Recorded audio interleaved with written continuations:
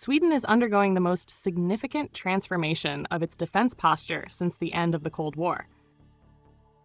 This shift is not driven by panic or short-term reactions to isolated crises, but by a sober reassessment of the long-term security environment surrounding the Baltic Sea and Northern Europe. As a newly integrated member of NATO, Sweden is aligning its defense procurement, force structure, and industrial base with a strategic horizon that extends well beyond the current decade. What emerges is a coherent national effort to build a military that is resilient, interoperable, and sustainable in prolonged high-intensity scenarios. At the core of this transformation lies a distinctly Swedish procurement philosophy.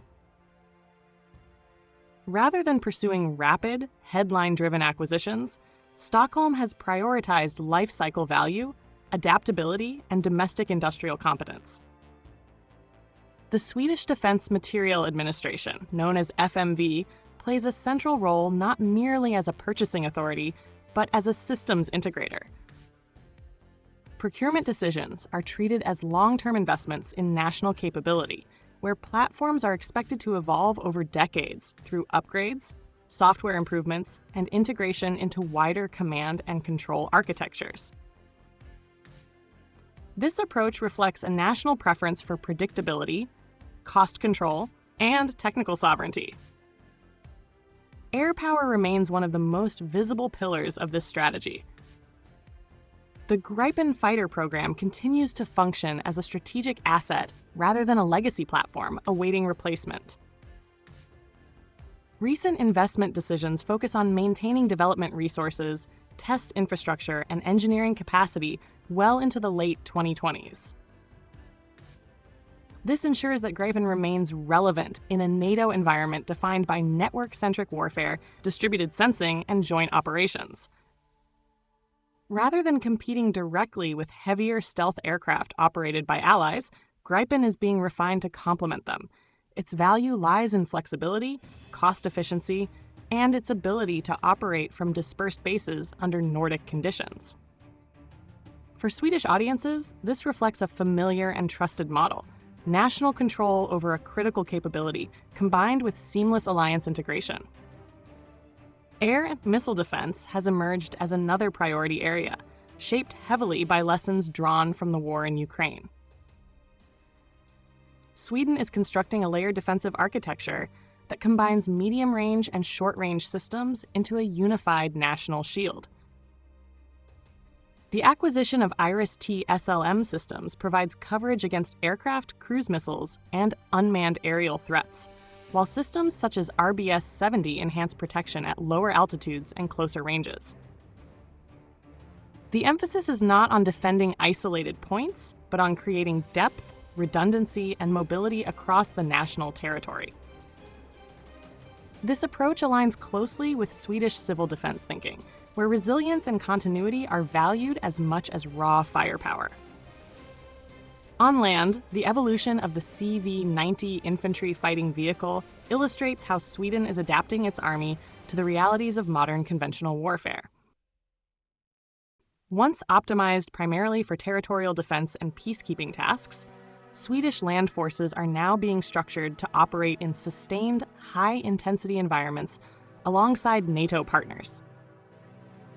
Upgrades to sensors, fire control systems, and digital connectivity are transforming CV-90 into a node within a broader battlefield network. The vehicle's continued relevance, both domestically and among allied nations, reinforces Sweden's role as a contributor to collective deterrence, rather than a passive beneficiary of allied protection. Naval modernization follows a similar logic. The Visby-class corvettes, long associated with stealthy coastal operations, are being adapted to perform wider defensive roles. Planned integration of vertical launch systems and modern air defense missiles expands their ability to protect not only themselves, but also nearby vessels and key maritime approaches. In the constrained and strategically sensitive waters of the Baltic Sea, this shift enhances Sweden's capacity to deny access and protect sea lines of communication. The emphasis remains on survivability, situational awareness, and cooperation with regional partners rather than power projection. Beyond platforms and weapons, Sweden's rearmament places unusual emphasis on industrial depth and logistical endurance.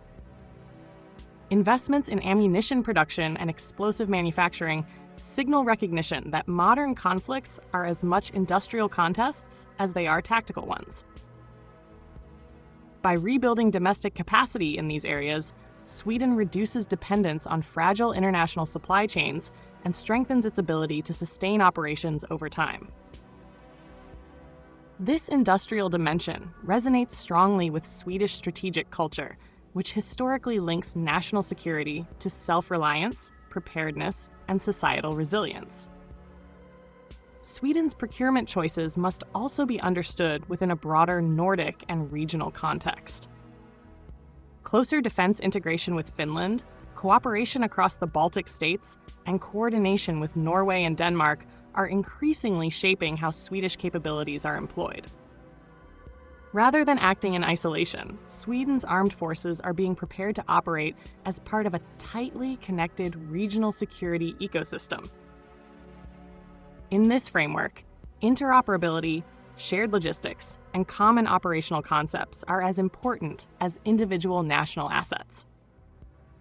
These procurement decisions also function as political signals.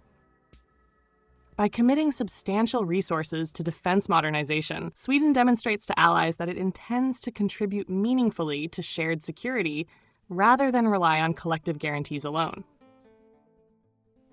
Within NATO, Sweden's geographic position grants it particular importance in the Baltic and Arctic regions.